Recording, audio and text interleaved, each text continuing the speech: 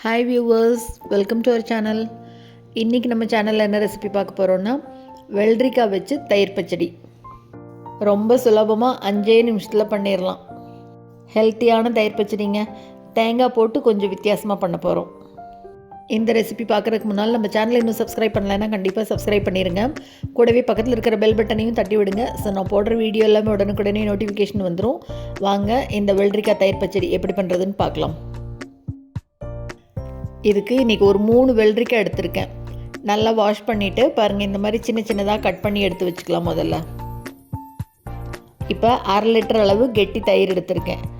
இது கூட தேவையான அளவு உப்பு சேர்த்துட்டு கட் பண்ணி வச்சுருக்கிற வெள்ளரிக்காயில் பாதி வெள்ளரிக்காயை முதல் சேர்த்துக்கலாம். இப்போ இதை எல்லாத்தையும் முதல் நல்லா கலந்து விட்டுக்கலாம்.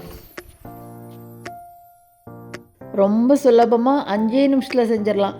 சப்பாத்திக்கு தொட்டுக்கிறதுனா அவ்வளோ நல்லா இருக்கும். இல்லை சும்மாவே எப்படி கூட சாப்பிட்லாம்.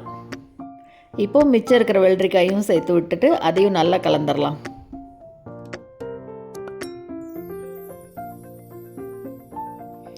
இப்போ கலந்து விட்டுட்டு இது மேலேயே 3 டேபிள் ஸ்பூன் அளவுக்கு ஃப்ரெஷ்ஷாக துருவின தேங்காயை சேர்த்துக்கலாம். இப்போ தேங்காயும் ஒரு தடவை நல்லா மிக்ஸ் பண்ணி விட்டுடலாம். கலந்ததுக்கப்புறமா இப்போ இதுக்கு தாளித்து கொட்டிடலாம். கடுகு உளுத்தம் பருப்பு போட்டு இதுக்கு தாளிச்சிடலாம். காரத்துக்கு தனியாலாம் எதுவும் சேர்த்தலை. இந்த கடுகோட காரமே போதும். அவ்வளோதாங்க. 10 நிமிஷத்தில் சூப்பராக வெள்ளரிக்காய் தயிர் பச்சடி ரெடி பண்ணியாச்சு. இதை ஃப்ரிட்ஜில் வச்சு சில்லுன்னு சர்வ் பண்ணுறதுனால பண்ணலாம், இல்லைனா அப்படியே சாப்பிட்றதுனா கூட சாப்பிட்லாம். சூப்பராக இருக்கும். ஹெல்த்தியான இந்த ரெசிபி உங்களுக்கு பிடிச்சிருந்ததுன்னா லைக் பண்ணுங்கள், ஷேர் பண்ணுங்கள், கமெண்ட் பண்ணுங்கள். மறக்காமல் நம்ம சேனலை சப்ஸ்கிரைப் பண்ணுங்கள்.